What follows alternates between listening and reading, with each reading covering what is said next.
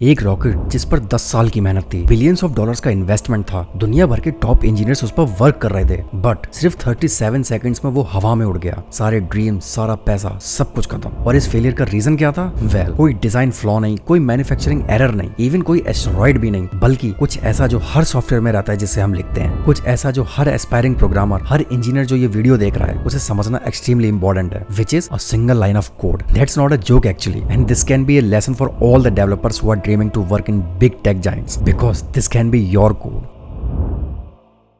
ये बात है ईयर 1996 की। यूरोपियन स्पेस एजेंसी ने लॉन्च किया था अपना आरियान 5 रॉकेट। ये उनके आरियान 4 रॉकेट का मैसिव अपग्रेड था। इसे बनाया गया था कॉमर्शियल और साइंटिफिक सैटेलाइट्स को ऑर्बिट में ले जाने के लिए, और ये उनके आरियान 4 के मुकाबले बहुत ज्यादा पावरफुल था। इसमें एक प्रेशियस कार्गो था जिसमें 4 क्लस्टर साइंटिफिक सैटेलाइट्स थे जो अर्थ के मैग्नेटोस्फीयर को स्टडी करने के लिए डिजाइन थे, जिसकी total cost approximately 370 million US dollar थी, जो कि आज की डेट में रफली अराउंड 3000 करोड़ रुपए बनते हैं। That's right, 3000 crore, and they are gone just in blink. Well, everything was perfect. The launch, all the signals were green, and it went good for initial 36 seconds. लेकिन फिर 36.7 seconds मेन इंजन इग्निशन के बाद rocket ने control खोना शुरू कर दिया। Rocket horizontally tilt होने लगा जब तक फाइनली इसका सेल्फ डिस्ट्रक्ट मैकेनिज्म ट्रिगर नहीं हो गया, and the rest was history.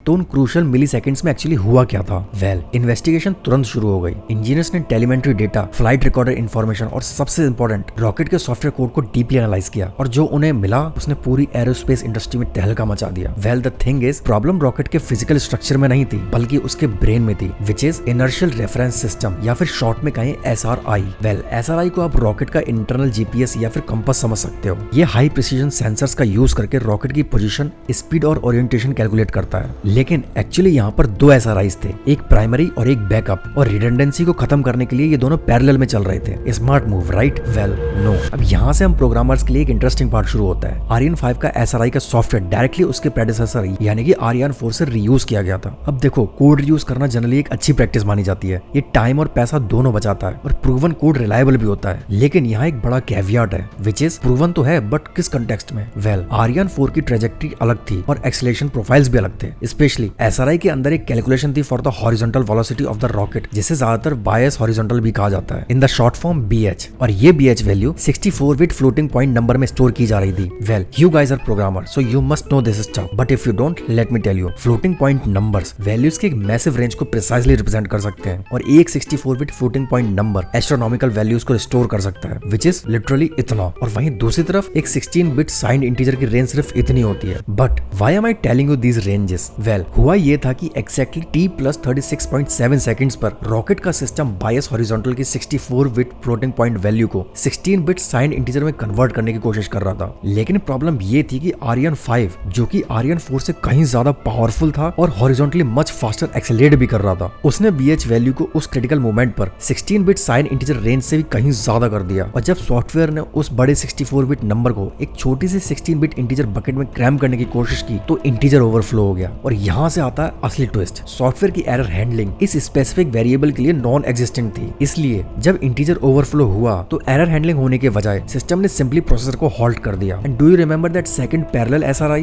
Well, वो भी एक्जैक्टली सेम फ्लॉट कोड को ही रन कर रहा था। तो पहले SRI के फेल होने के जस्ट 72 मिली सेकेंड्स के बाद बैकअप वाला भी बिल्कुल उसी रीजन की वजह से फेल हो गया। डैम, $1 मिलियन रॉकेट सिर्फ एक सिंगल लाइन ऑफ कोड की वजह से क्रैश हो गया। तो इसीलिए नेक्स्ट टाइम जब तुम कोई स्क्रिप्ट लिख रहे हो, कोई कॉम्प्लेक्स एप्लीकेशन बना रहे हो, या किसी बिग MNC में जॉब करने का ड्रीम देख रहे हो, तो आरियन 5 को याद रखना, और याद रखना कि कोड की हर लाइन सिर्फ फंक्शनैलिटी नहीं बल्कि इमेंस रिस्पॉन्सिबिलिटी भी कैरी करती है। तुम्हारे बग्स शायद रॉकेट को क्रैश ना करें, लेकिन वो डेफिनेटली एक बिजनेस या किसी की रेपुटेशन को क्रैश कर सकते हैं। खैर, इस सिचुएशन से हमें क्या सीखने को मिलता है? First, never reuse critical code without context. Second, type conversion should never be taken lightly, especially in low level और safety critical systems. Third, never take exception handling lightly. बाकी I highly recommend watching these videos.